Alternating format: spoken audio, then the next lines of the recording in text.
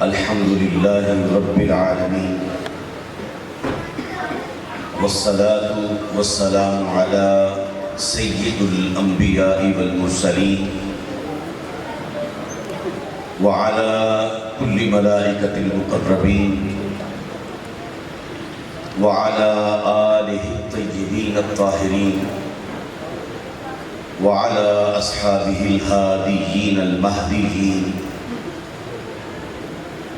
أما بعد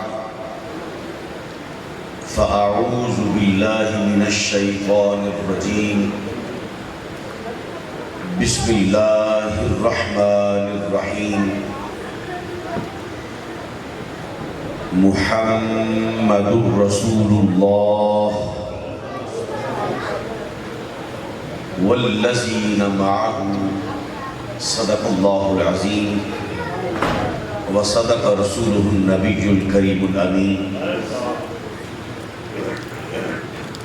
میری آنکھوں کی ٹھنڈک، میرے دل کا سرور، میری روح کا کیف، فخر المشائخ، فخر السادات، آفتاب شریعت و طریقت، ماہتاب معرفت و ہدایت، آل نبی اولاد علی، حضور قبلہ عالم شہنشاہ وقت حضرت قبلہ پیر سید علی رضا فضل شاہ ولی دامت فیوزہم، معزز و محترم حاضرین و ناظرین، السلام علیکم ورحمۃ اللہ وبرکاتہ۔ وقت محدود ہے، لمبی چوڑی گفتگو نہیں، شوال کا مہینہ ہے، اس مہینے کو نسبتیں اور بھی بہت ہیں، مگر اس مہینے کی ایک بہت بڑی جو نسبت ہے وہ جنگ احد ہے، اور جنگ احد کو جو سب سے بڑی نسبت ہے وہ سرکار سید الشہداء حضرت امیر حمزہ علیہ السلام کی ہے۔ مقام سیدنا امیر حمزہ علیہ السلام کی وسعتوں میں اگر میں کھو جاؤں تو یہ اتنا بڑا سمندر ہے کہ مجھے کنارہ نہیں مل سکتا۔ یہ میرے مصطفیٰ کی آل کے چچا ہیں۔ مقام یہ ہے کہ سرکار سیدنا عبد المطلب علیہ السلام کے سب سے آخری فرزند ہیں، اور فضیلت یہ ہے کہ سرور عالمین تاجدار کائنات صلی اللہ تعالی علیہ وآلہ وسلم کی ہم عمر ہیں۔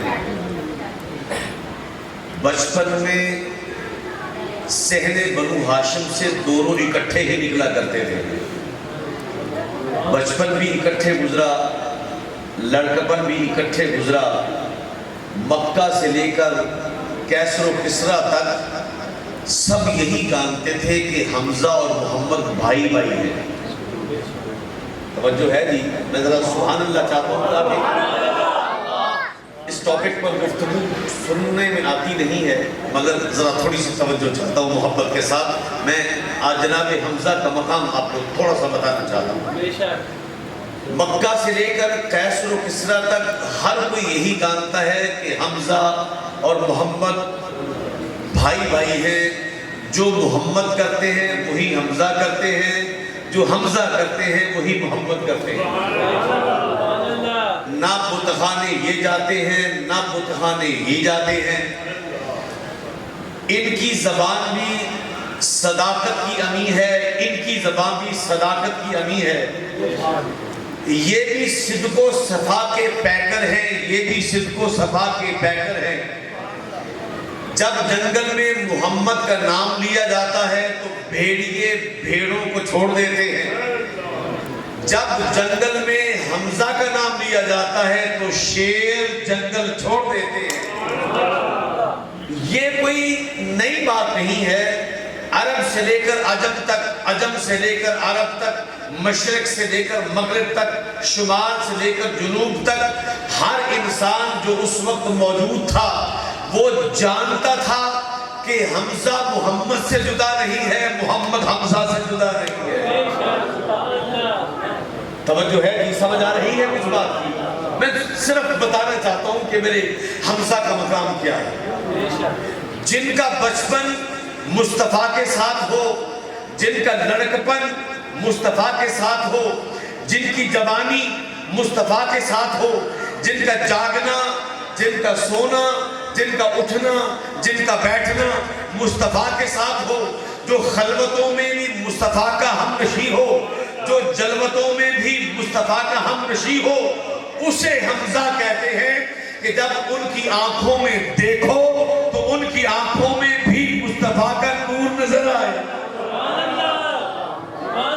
حاضرین محترم، ہو عبد المطلب کا بیٹا مگر مصطفیٰ کا بھائی نظر آتا ہو، جس کا چہرہ بھی مصطفیٰ جیسا ہو، جس کی شکل بھی مصطفیٰ جیسی ہو، جس کی آنکھیں بھی مصطفیٰ جیسی ہو، جس کا چلنا بھی مصطفیٰ جیسا ہو، تو رب قرآن میں کہتا ہے محمد الرسول اللہ، محمد اللہ کے رسول ہیں، والذین معہ، اور جو ان کے ہم راز ہوتے ہیں، جو ان کے ہم سفر ہوتے ہیں، جو ان کے ساتھ ہوتے ہیں، ان کا مقام کیا بن جاتا ہے؟ کہ ہوا کیا، ادھر ظلم ہو رہا ہے تو خادمہ جنگل میں پہنچتی ہے، جا کر حمزہ، کہا حمزہ میرے سردار، میرے سید، آپ یہاں پر شکار کر رہے ہیں، ادھر آپ کا بھائی، آپ کا بھتیجا کافروں کا شکار ہو رہا ہے۔ خادمہ کہتی ہے ابھی میں نے یہ الفاظ کہے ہیں، مجھے نہیں پتا کہ کب لپک کے گھوڑے پر سوار ہوئے، میں ابھی پلٹی نہیں ہوں کہ میری آنکھوں سے اوجھل ہو گئے۔ جب مکہ میں داخل ہوئے تو پوچھا میرے محمد کو کس نے تکلیف دی؟ سب نے کہا ابو جہل نے۔ گھر گئے، ابو جہل کو باہر نکالا۔ لوگ کہتے ہیں کہ جناب عمر جب مسلمان ہوئے تو لوگوں نے نماز باہر ادا کی، مگر ذرا میرے حمزہ کا مقام سنو۔ حمزہ آئے، پوچھا کس نے اذیت دی؟ جواب آیا ابو جہل نے۔ دروازے کو پاؤں کی ٹھوکر سے کھولا، ابو جہل کو گریبان سے پکڑا، مکے کی گلی میں لا کر اپنی تلوار کو الٹا کر کے سر میں مارا، ضرب کی، خون کا فوارہ چھوٹا، کہا اے میرے محمد کو تکلیف دینے والے، آج تنبیہ کر رہا ہوں، آج خون نکالا ہے، اگر آئندہ جرأت کی تو یہ گردن کاٹ کے مکے کے بازاروں میں لوگوں کے پاؤں میں روند ڈالوں گا۔ اسے حمزہ کہتے ہیں، اسے حمزہ کہتے ہیں۔ یہ وہ حمزہ ہے کہ جب دروازے پر عمر بن خطاب کی صدا بلند ہوتی ہے کہ عمر آیا ہے، تلوار نیام سے نکالتے ہیں، کہا میرے آقا اگر ادب کے کرینے ساتھ لے کر آئے گا، اگر غلام بننے کے لیے آیا ہوگا، میں اپنی دستار اتاروں گا، عمر بن خطاب کے قدموں میں بچھا دوں گا، لیکن اگر دشمن بن کے آیا تو آج حمزہ کی تلوار سے عمر بن خطاب کو بچا کوئی نہیں سکتا۔ اسے حمزہ کہتے ہیں۔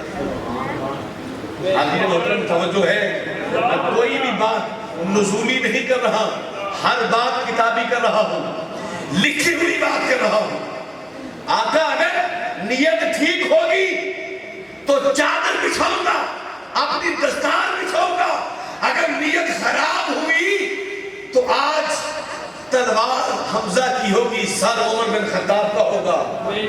حاضرین محترم، کیونکہ وقت بڑا مختصر ہے، میں سمندر کو کوزے میں بند کر نہیں سکتا، مگر بس ٹائٹل دے رہا ہوں۔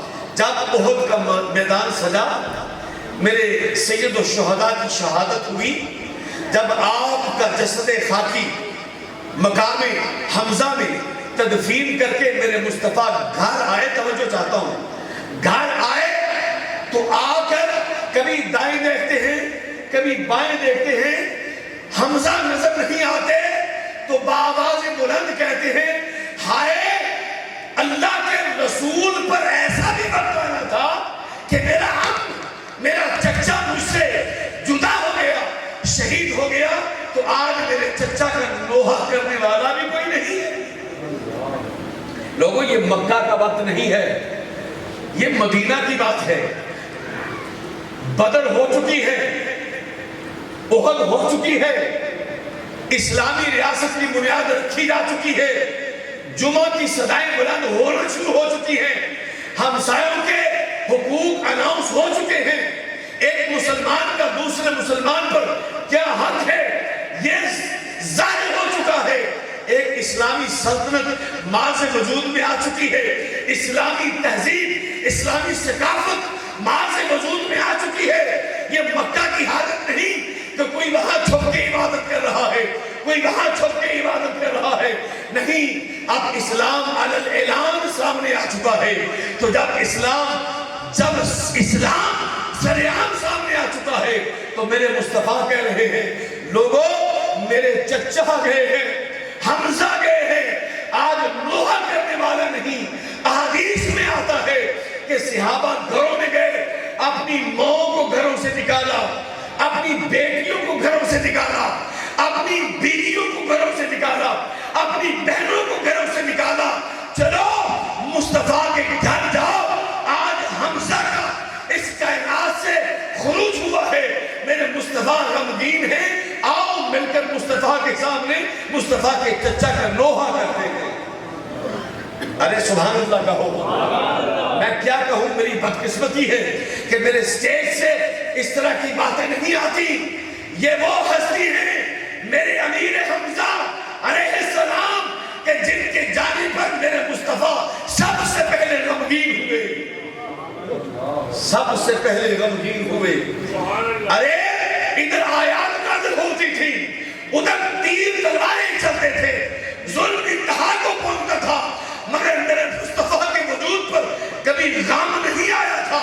یہ سید الشہداء حضرت امیر حمزہ کی میرے مصطفیٰ کی محبت ہے ان کے ساتھ کہ آپ جب جدا ہوتے ہیں تو آپ کی آنکھوں سے آنسو رکتے نہیں ہیں اور کہتے ہیں کہ ہائے کون ہے آج جو میرے غم میں میرا شامل حال ہو جائے۔ تو صحابہ کی امیاں آتی ہیں، بیویاں آتی ہیں، بہنیں آتی ہیں، بیٹیاں آتی ہیں، تو سرکار کے صحن پر بیٹھ کر ماتھا پیٹتی ہیں۔ اللہ اکبر۔ اب میں زیادہ تفصیلات نہیں بتانا چاہتا کیونکہ مجھ پر بھی قید لگا دی ہے وقت نے، مجھ پر بھی کچھ پابندیاں لگا رکھی ہے وقت نے، حالانکہ میں ان پابندیوں کا نہ قیدی ہوں نہ محتاج ہوں، میں نسل در نسل آل رسول کا غلام ہوں، مجھے کسی اور کی پرواہ نہیں ہے، نہ یزید کی پرواہ تھی اور نہ قیامت تک کسی یزیدی کی پرواہ ہے، نہ کسی تلوار اور نہ کسی بندوق کے مالک کی پرواہ ہے، نہ سینوں کو چھلنی کرنے والوں کی پرواہ ہے۔ ارے میں حسینی ہوں، میں پیدائشی حسینی ہوں، اس لیے مجھے خنجر چلانے والوں کا غم ہی کوئی نہیں ہے۔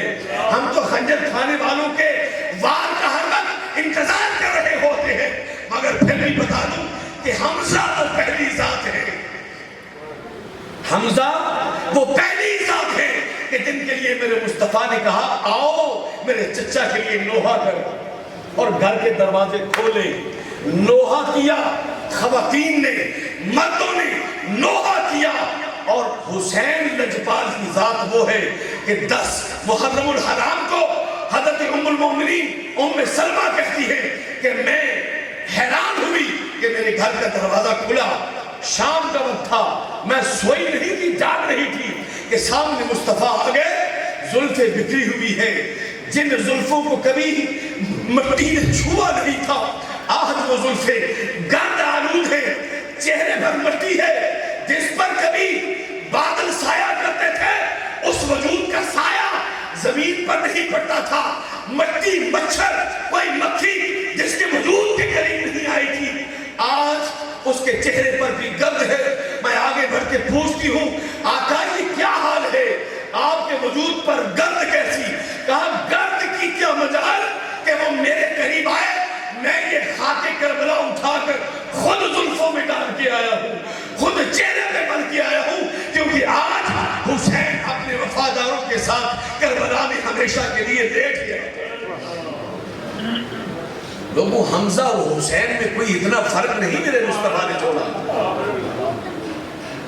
جو حمزہ کا نوحہ نہیں کرتا، جو حسین کا نوحہ نہیں کرتا، وہ میرے مصطفیٰ کا رقبہ کیا ہے۔ کہا میں تم میں قرآن چھوڑے جا رہا ہوں، تم میں سنت چھوڑے جا رہا ہوں، تم میں اہل بیت چھوڑے جا رہا ہوں، نعرہ اہل بیت بھی لگاتے رہو، قرآن بھی پڑھتے رہو، میری سنت پر عمل بھی کرتے رہو، مگر مومن اور منافق کا معیار قرآن کا پڑھنا نہیں کہا، مومن اور منافق کا معیار اپنی سنت کو قرار نہیں دیا۔ مومن اور منافق کا معیار اگر کسی ہستی کو قرار دیا تو وہ علی کی ذات ہے، کہ جو علی کا ذکر کرتے ہوئے سنتے ہوئے چہروں پر خوشگواریت لے آتا ہے وہ ایمان والا ہے، اور جس کا دل دہل جائے وہ لاکھ قرآن پڑھتا ہو وہ منافق ہے، مومن نہیں ہو سکتا۔ حبیب محترم، یہ میرے مصطفیٰ کا دیا ہوا معیار ہے۔ تو آئیے حضرت عبداللہ ابن عباس، آخری بات کرنے لگا ہوں، حضرت عبداللہ ابن عباس رضی اللہ تعالیٰ عنہ احد کے بعد مراقبے میں جاتے ہیں، عرض کرتے ہیں مالک میرے چچا حمزہ کا حال تو دکھا، کس حال میں ہے، کس مقام پہ ہے۔ حضرت عبداللہ ابن عباس فرماتے ہیں کہ میری خواب میں چچا حمزہ تو نہیں آئے، حضرت ارواحہ آئے۔ کہیے سبحان اللہ۔ یہ بھی بدری شہید ہیں، یہ بھی بدری شہید ہیں، یہ بھی بڑے مظلوم ہیں۔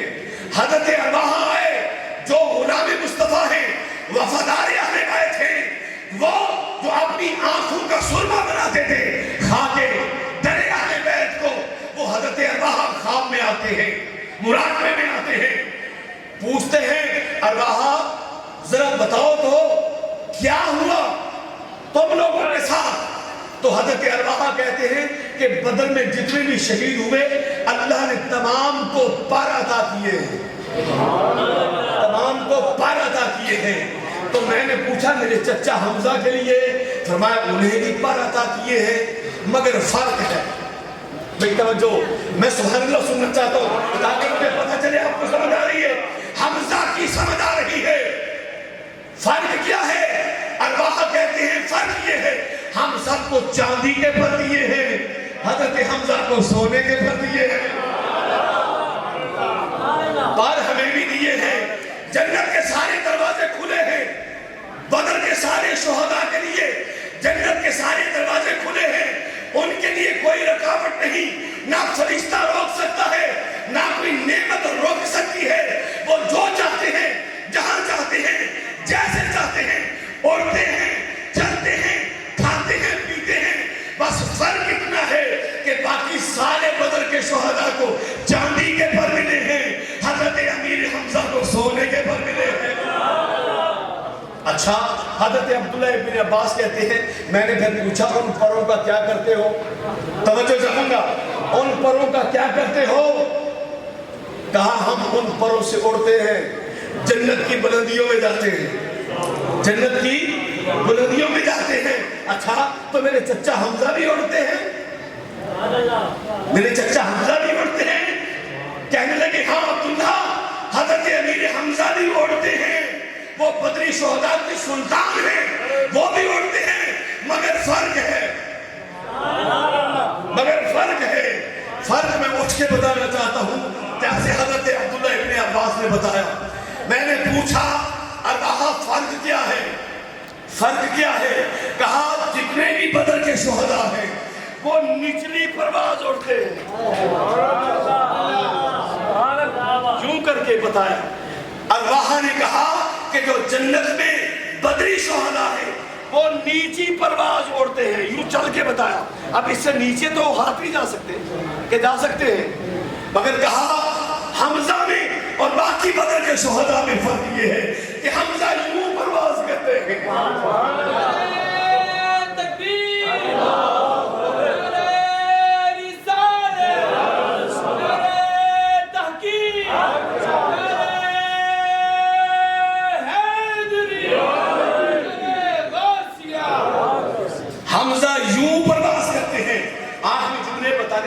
सब कुछ बताने का मकसद क्या है?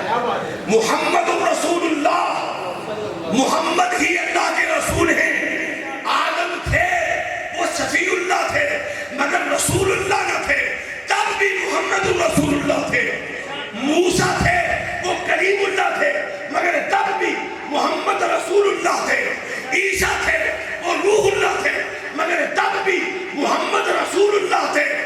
इब्राहिम थे खलीलुल्लाह थे, मगर तब भी मोहम्मद रसूलुल्लाह थे। अब कोई और नहीं है मगर मोहम्मद रसूलुल्लाह है। क़यामत तक कोई और नहीं होगा मगर मोहम्मद रसूलुल्लाह होंगे। पत्ती पत्ती फूल फूल या रसूल या रसूल, पत्ती पत्ती फूल फूल या रसूल या रसूल। वल्लज़ीना माअहू, और वो जो मोहम्मद के साथ हैं, और वो जो मोहम्मद के साथ है। हज़रत अब्दुल्लाह इब्न अब्बास कहते हैं, अरवाह, मेरे चचा की इतनी बुलंद परवाज़ की वजह क्या है? तवज्जो तवज्जो तवज्जो चाहूंगा। अरवाह ये बता कि मेरे चचा की इतनी ऊंची परवाज़ क्यों है? कहा निस्बत मुस्तफा की वजह से, इसलिए कि वो सरकार के चचा है। सरकार ने अपना भाई फरमाया है, निस्बत मुहम्मदी की वजह से उनकी परवाज़ भी बुलंद है, उनके पर भी सोने के हैं। हमारे पास भी लातादाद खादिम हैं, मगर उनके खादिमों की तादाद का अंदाजा तो फरिश्ते भी नहीं कर सकते। लोगों को बताना चाहता हूँ, बड़े बड़े नामवर होंगे, अहले बैत का जिक्र करने वाले भी होंगे, लेकिन जिनके दिल में, जिनके शऊर में, जिनकी निगाहों में, जिनके तसव्वुर में, जिनके तखय्युल में, जिनके जलसे में, जिनके जुलूस में, जिनके कलाम में, जिनकी इब्तिदा में, जिनकी इंतहा में, जिनके वस्त में, जिनके उछले में, जिनके बैठने में, जिनके जागने में, जिनके सोने में, जिनकी हर हर अदा में, जिनकी हर हर बात में मोहब्बत अहले बैत होती है, वो खास निस्बत पा जाते हैं और उन्हें अल्लाह करीम मुआस्सिर ने भी मकाम अता करना। आओ अपने जाहिर और बातिन को आले रसूल की मोहब्बत से मुनव्वर करें। खुदा की कसम, आज के दौर में हमारे अली भी आले नबी है, हमारे मुस्तफा भी आले नबी है, हमारे हसन हुसैन भी आले नबी है। लोगों, जो मोहब्बत के साथ सिर्फ ये सोचकर इनका हाथ चूम लें, ये सोचकर कि ये आले नबी है, मैं आपको अल्लाह की इज्जत और जलाल की कसम उठाकर कहता हूँ कि क़यामत के दिन अल्लाह इस अमल की भी शर्म करेगा। क्या मतलब, मैं इसकी भी वजाहत कर सकता हूँ, मगर चूंकि वक्त करीब है, वक्त करीब है, मेरे आका का हुक्म है कि करीब आज की इस मुख्तसर बात को बहुत बड़ा पैगाम समझो।